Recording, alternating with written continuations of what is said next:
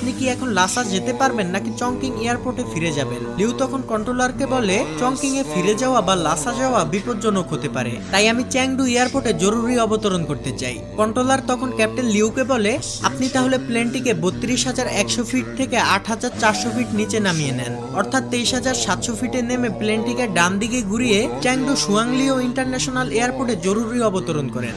এটা শুনে captain Liu যখন অ্যাফার্মেটিভ উত্তর দিতেই যাবে, ঠিক তখনই বিকট শব্দ হয়ে ককপিটের উইন্ডোশিল্ড পুরো ভেঙে যায়, আর প্রচন্ড বাতাসে জানালা দিয়ে কো পাইলট বা সেকেন্ড পাইলট জু অর্ধেক বেরিয়ে যায়। অন্যদিকে লিউ তার সমস্ত শক্তি দিয়ে তাকে ভেতরের দিকে টেনে ধরে। প্লেন এবার প্রচন্ড পরিমাণে কাঁপতে থাকে, ফলে প্লেনের ভিতরে থাকা সকল যাত্রীরা বুঝে যায় নিশ্চয়ই খুব খারাপ কিছু ঘটেছে। ককপিটের দরজা যেহেতু বন্ধ ছিল, তাই কেবিন ক্রুরাও ঠিকমতো বুঝে উঠতে পারছিল না যে আসলে কি হচ্ছে, কারণ টার্বুলেন্সে কখনো এতটা কাঁপার কথা না। তারা যাত্রীদের সান্ত্বনা দেয় এবং শক্ত করে সিট বেল্ট লাগিয়ে রাখার জন্য অনুরোধ করে। থার্ড পাইলট লিয়াং এবং কেবিন ক্রুদের ম্যানেজার নান ককপিটে থাকা পাইলটদের সাথে যোগাযোগ করার চেষ্টা করে, তবে ককপিট থেকে কোনো রেসপন্স না আসলে তারা বুঝতে পারে নিশ্চয়ই ভয়ঙ্কর কিছু ঘটেছে। এদিকে ককপিটের ভিতরে লিউ এবার আস্তে আস্তে জুকে ছেড়ে দিয়ে তার আসনে বসে, এরপর পুরো প্লেনের কন্ট্রোল তার নিজের হাতে নিয়ে নেয়। প্রচন্ড বাতাসে প্লেনটি ডান দিকে ঢুলে পড়ে। এটা দেখে যাত্রীদের মনে পুরোপুরি আতঙ্ক ছড়িয়ে পড়ে, আর তারা সিট বেল্ট শক্ত করে বেঁধে নেয়। এয়ার হোস্টেসরা তাদের নিজেদের জীবন বাজি রেখে সেখানে থাকা বাচ্চা এবং বয়স্কদের সাহায্য করতে থাকে। অন্যদিকে ক্যাপ্টেন লিউ তার সর্বোচ্চ চেষ্টা করে প্লেনকে কন্ট্রোল করার জন্য। লিউ হঠাৎ প্লেনটিকে বাম দিকে মোড় দিয়ে জুকে বাহির থেকে ককপিটের ভিতরে নিয়ে আসে। এর ফলে হঠাৎ ককপিটের দরজা খুলে যায় এবং প্রচন্ড বাতাস ভিতরে ঢুকতে থাকে।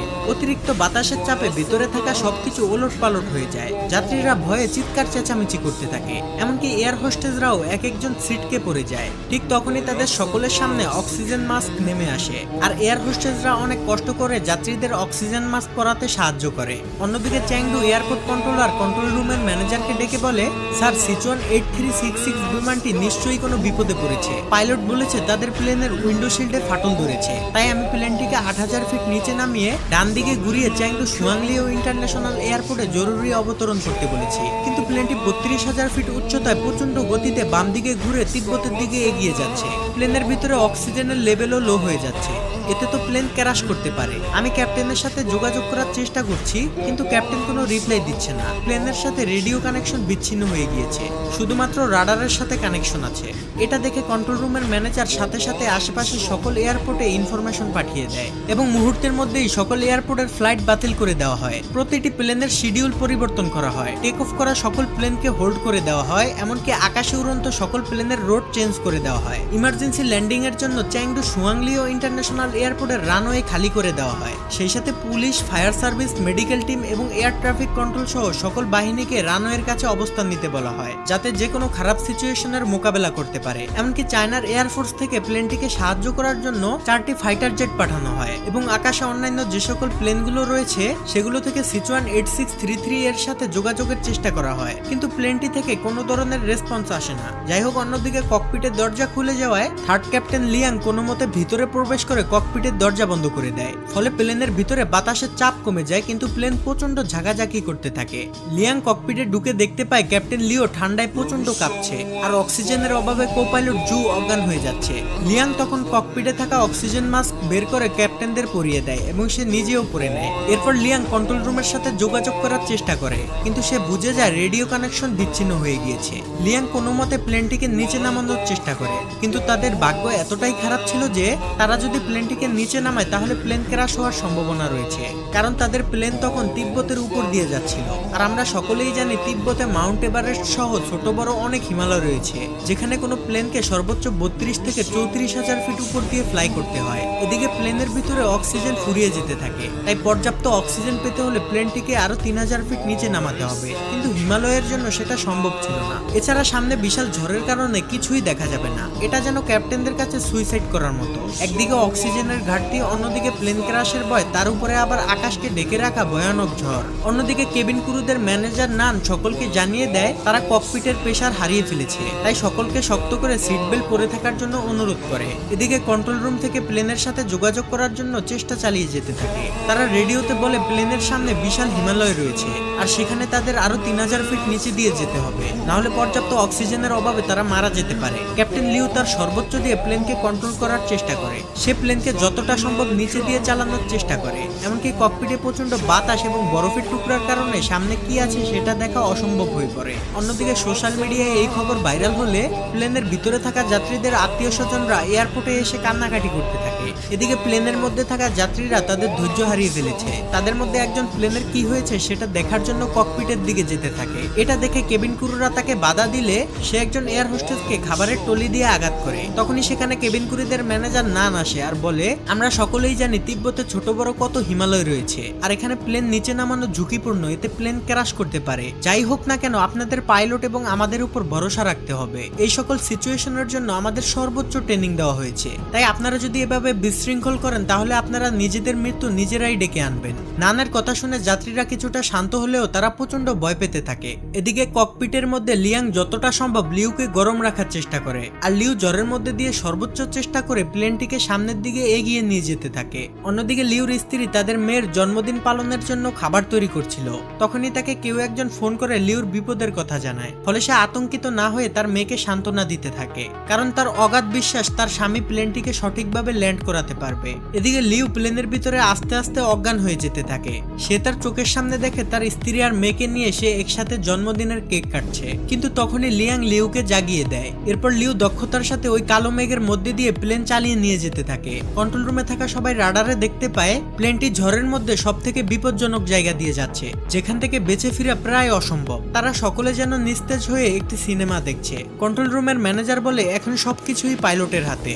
এমনকি বাইরে যাত্রীদের আত্মীয় স্বজনরাও তাদের জন্য দোয়া করছে। এদিকে প্লেনের ভিতরের পরিস্থিতি আরো খারাপ হয়ে যায়। প্রচন্ড ঝাঁকুনির কারণে প্লেনে থাকা যাত্রীদের ব্যাগগুলো তাদের গায়ের উপরে পড়তে থাকে। ঠিক তখনই প্লেনটি হঠাৎ রাডার থেকে অদৃশ্য হয়ে যায়। এটা দেখে কন্ট্রোল রুমের সবাই হতভম্ব হয়ে যায়। সবাই মনে করে প্লেনটি হয়তো ক্র্যাশ করেছে। সবাই প্রচন্ড ভেঙে পড়ে। কন্ট্রোল রুম থেকে তাদের সাথে যোগাযোগ করার জন্য সর্বোচ্চ চেষ্টা করে, কিন্তু এতে কোনো লাভ হয় না। তারা সকলেই বুঝে যায় প্লেনের ভিতরে হয়তো আর কেউই বেঁচে নেই। কিন্তু না, অলৌকিকভাবে যাত্রীরা তখনও জীবিত ছিল এবং প্লেনটিও চলছিল। ঝড়ের ভিতরে কিছু না দেখতে পেয়ে লিউ মনে করে প্লেন হয়তো পাহাড়ের সাথে ধাক্কা খাবে, তাই সে লিভার টেনে প্লেনটিকে আরো উঁচুতে নিয়ে যায়। এতে প্লেনের ভিতরের ঝাঁকুনি বেড়ে পরিস্থিতি আরো খারাপের দিকে যেতে থাকে।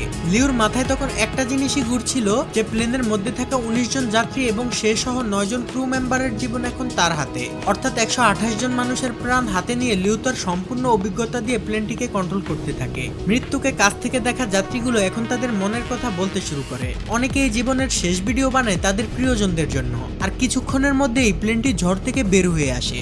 লিউর অনেক চেষ্টার পর পরিস্থিতি স্বাভাবিক হতে শুরু করে। এরপর ক্যাপ্টেন লিউ প্লেনটিকে অনেক নিচুতে নামিয়ে আনে, যেখানে পর্যাপ্ত পরিমাণ অক্সিজেন রয়েছে।